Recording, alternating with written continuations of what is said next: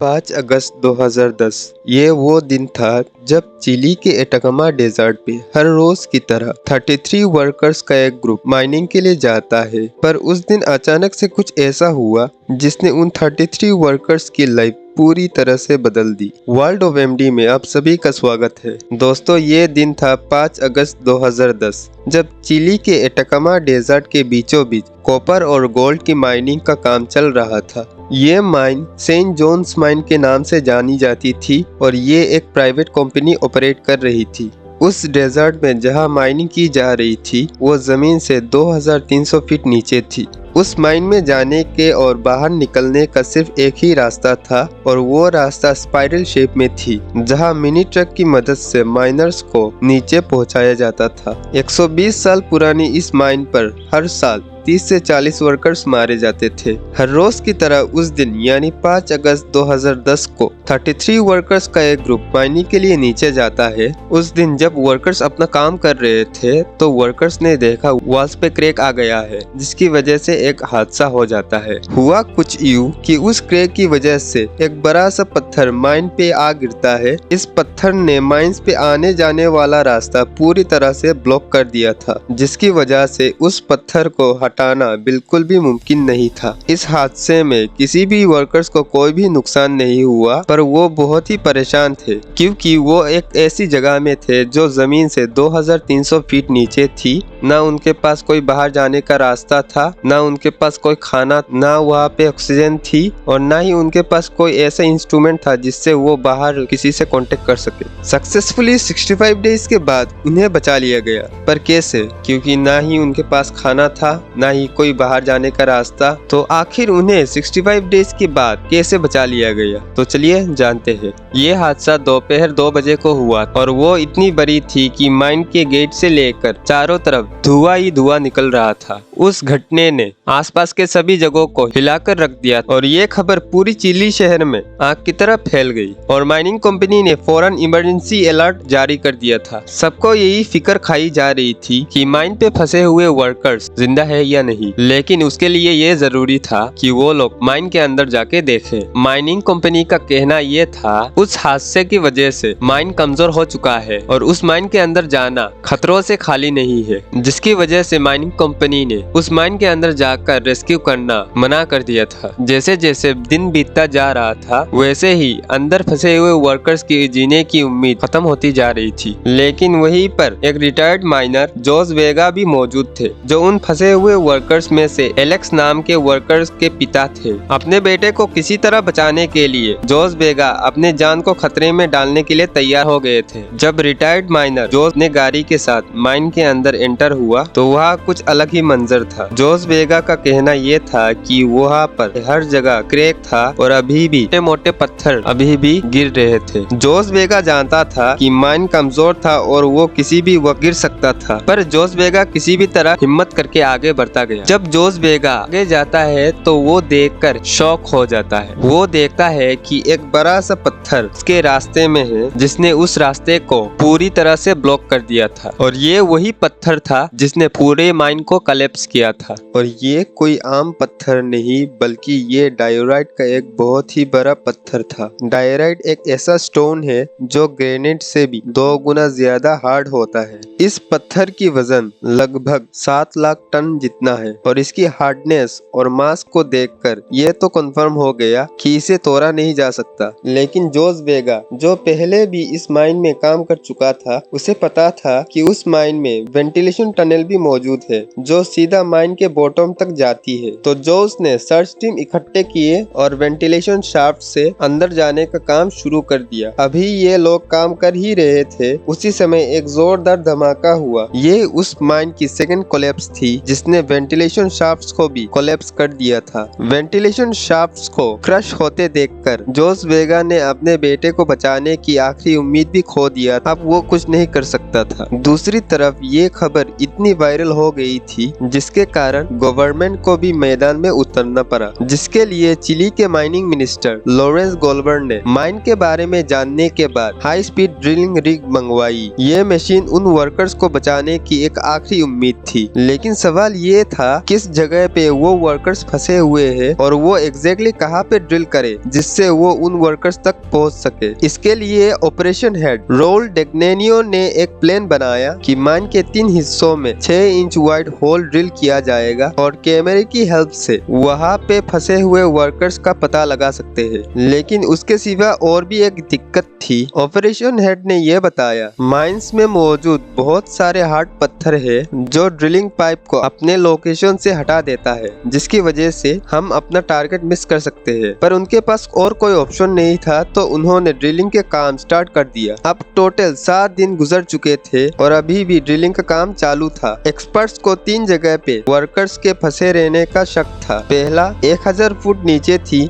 जहाँ पे कोई भी मूवमेंट दिखाई नहीं दे रही थी। दूसरा 1660 फुट नीचे, लेकिन वहाँ पे भी कोई मूवमेंट नहीं था। उन 2 जगहों पर कोई न मिलने के कारण बाहर खड़े वर्कर्स के फैमिली बहुत ही निराश और डरे हुए थे और वर्कर्स की बचने की उम्मीद भी खत्म होती जा रही थी। ड्रिलिंग का काम दिन रात बिना रुके चल रहा था और अभी भी जारी थी। और अब बारी थी तीसरा होल ड्रिल करने की, जो कि जमीन से 2300 फीट नीचे थी, जहाँ पे एक छोटा रूम मौजूद है जिसे रिफ्यूज रूम भी कहा जाता है। रिफ्यूज रूम एक ऐसा रूम है जहाँ कोई इमरजेंसी आने पर वर्कर्स उस रूम पे सेफली रह सकते हैं, जहाँ पे ऑक्सीजन और 3 दिन का खाना रहता है। लेकिन यहाँ पे एक और इशू आ गया था। इशू ये था कि उस ड्रिलिंग पाइप को रिफ्यूज रूम पे ले जाने तक 1 वीक का टाइम लग जाएगा। मतलब 7 दिन बीत चुके थे और अब और 7 दिन लगने थे। और क्योंकि उनके पास और कोई रास्ता नहीं था, तो उन्होंने ड्रिलिंग का काम जारी कर दिया। इसी तरह अगले 7 दिनों तक ड्रिलिंग किया गया, तो उन्हें पता चला कि ड्रिलिंग पाइप रिफ्यूज रूम से 100 फीट दूर जाके लगा था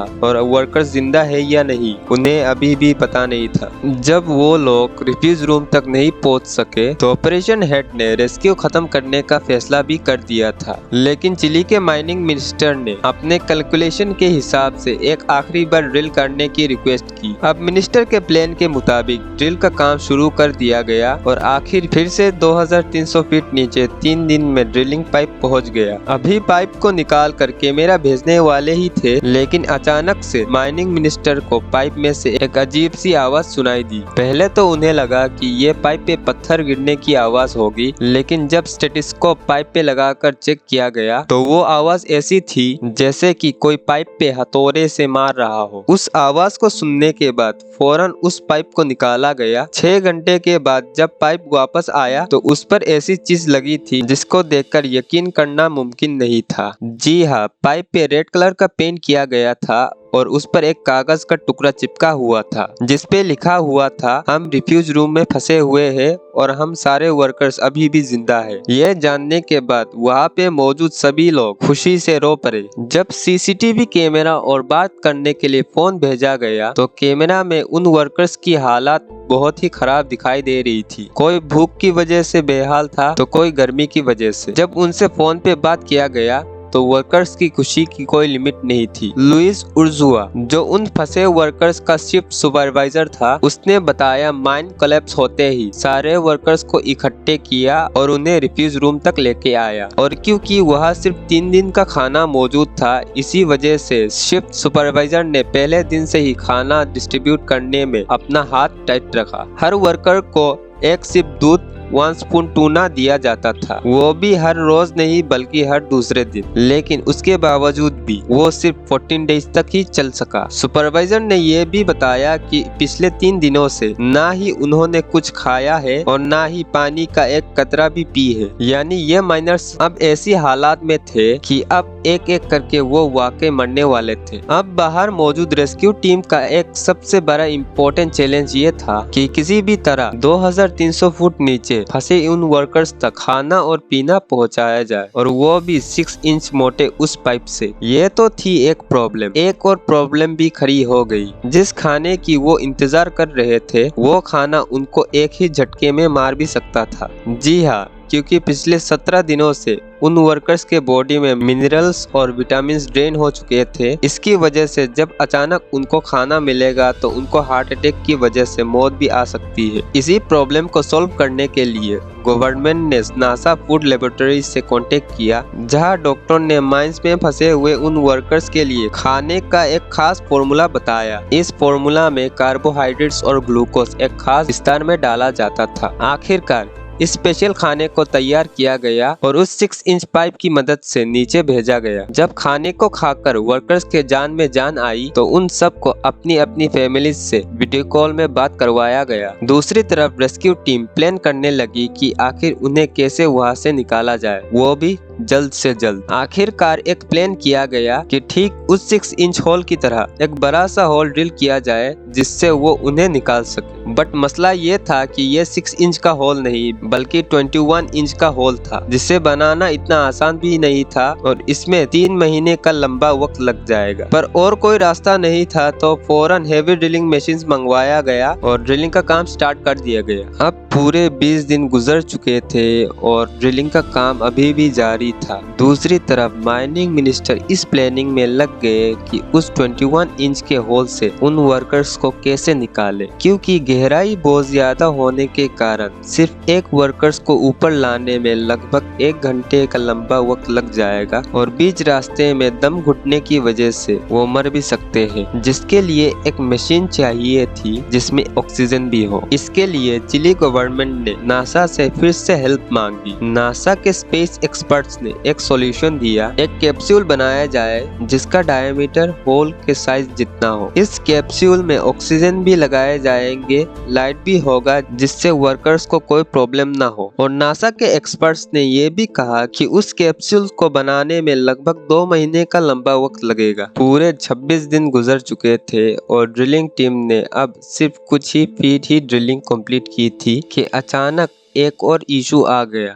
ड्रिलिंग टीम जिन हाइड्रोलिक पाइप से ड्रिल कर रही थी वो लीक हो गया था और पूरे ड्रिलिंग का काम मेंटेनेंस के लिए रोक दिया गया। वहीं पे news channel 24/7 news cover up कर रही थी और हर पल की खबर अपडेट दे रही थी। उसी न्यूज को देखकर और एक ड्रिलिंग कंपनी ने अलग टेक्नोलॉजी से ड्रिलिंग करने और फंसे वर्कर्स को बाहर निकालने के लिए सर्विस ऑफर की। तभी ये सोचा गया कि सिर्फ एक ड्रिलिंग से काम नहीं होगा बल्कि और टेक्नोलॉजीज की मदद से ड्रिलिंग करने का ऑप्शन रखना चाहिए। तभी प्लान बी बनाया गया। प्लान बी के मुताबिक हैमर ड्रिलिंग रिग मंगवाया गया जो पत्थर को दूसरी ड्रिलिंग मशीन की तरह काटेगी नहीं बल्कि तोड़ेगी, और वो भी सिर्फ 1 महीने में। 30 दिन बीत चुके थे और प्लान बी की हैमर ड्रिलिंग मशीन ने भी अपना काम स्टार्ट कर दिया था और पहले वाली ड्रिलिंग मशीन भी चलने लगी थी। जब तक ड्रिलिंग का काम चल रहा था चिली गवर्नमेंट ने नीचे फंसे वर्कर्स के एंटरटेनमेंट के लिए आईपॉड भेजे ताकि वो लोग एक्टिव रहे। पूरे 45 डेज गुजर गए और अभी भी ड्रिलिंग का काम जारी था। प्लान ए वाली ड्रिलिंग मशीन से प्लान बी वाली ड्रिलिंग मशीन फास्ट चल रही थी और तभी एक प्रॉब्लम खड़ी हो गई। प्रॉब्लम ये थी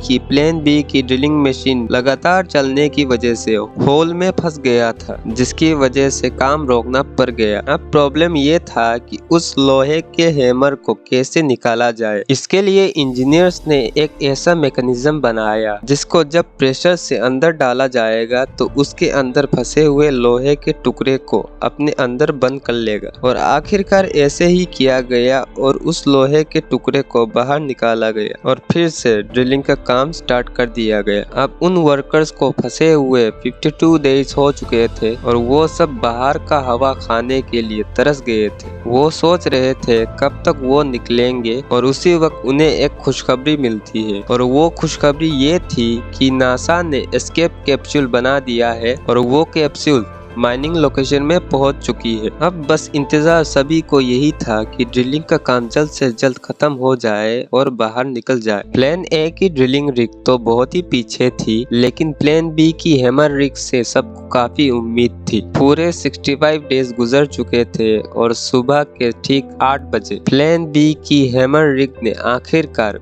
पूरी 2300 फीट का होल कंप्लीट कर लिया। ये खबर मिलते ही जमीन के ऊपर और नीचे सभी बहुत खुश थे और जश्न मनाने लगे और अब माइनर्स को बाहर निकालने की प्रोसेस स्टार्ट कर दी गई। 69th डे के सुबह 6 बजे पहले माइनर्स को निकाला गया और इसी तरह पूरी 33 वर्कर्स को सेफली निकाला गया। वर्कर्स ने उस माइन से निकलते वक्त ये यादगार फोटो खींची थी और इस फोटो में दिखने वाले वर्ड्स आज भी रिफ्यूज रूम में लिखा हुआ है और ये रही उन 33 वर्कर्स के रियल फोटो जिन्होंने अपने जिंदगी के 69 डेज उस माइन में गुजारे। इस घटने के बाद उस माइन को पूरी तरह से बंद कर दिया गया। तो दोस्तों, अगर आपको वीडियो अच्छा लगा तो लाइक एंड सब्सक्राइब जरूर करें। Thank you.